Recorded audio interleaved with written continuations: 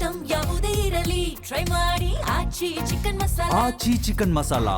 ಹಳೆ ಕೇಸ್ಗೆ ಇಡಿ ಅಧಿಕಾರಿಗಳು ಮರುಜೀವ ಕೊಟ್ಟಿರುವುದು ಬಹಳ ಸ್ಪಷ್ಟವಾಗಿ ಕಾಣಿಸ್ತಾ ಇದೆ. 3 ರಿಂದ 4 ವರ್ಷಗಳ ಹಿಂದೆ ECIR ಆಗಿತ್ತು.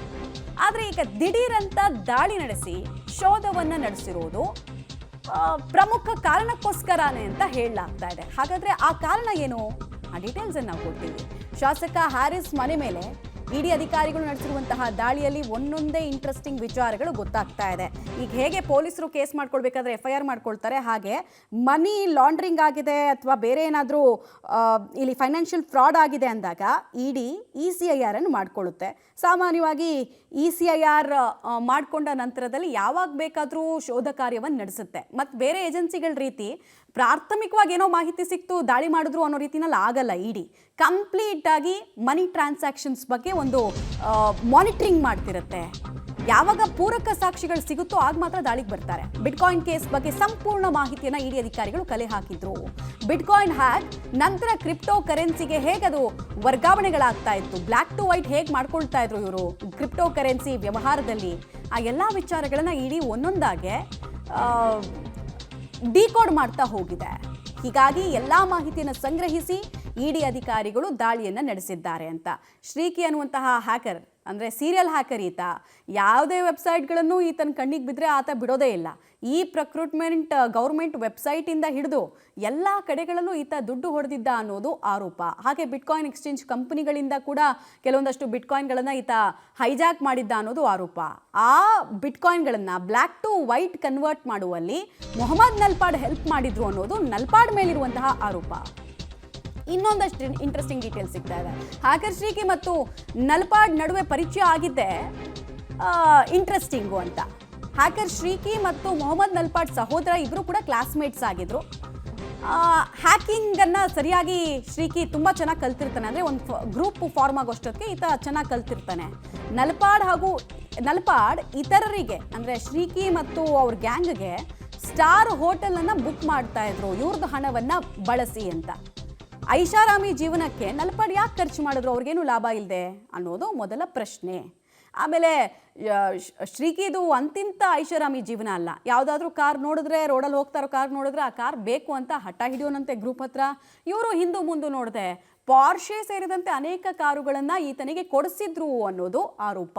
ಡೀಟೇಲ್ಸ್ ಕೊಡ್ತಾರೆ ಮುರಳಿ ನೇರ ಸಂಪರ್ಕದಲ್ಲಿ. ಮುರಳಿ, ಒಂದು ಕಾಮನ್ ಪ್ರಶ್ನೆ ಬರೋದಿಲ್ಲಿ, ಈತನ ಹೈಫೈ ವ್ಯವಹಾರಗಳಿಗೆ ಐಷಾರಾಮಿ ಜೀವನಕ್ಕೆ ನಲ್ಪಾಡ್ ಲಾಭ ಇಲ್ಲದೆ ಅಂತೂ ಫಂಡ್ ಮಾಡಿರೋಕೆ ಸಾಧ್ಯ ಇಲ್ಲ.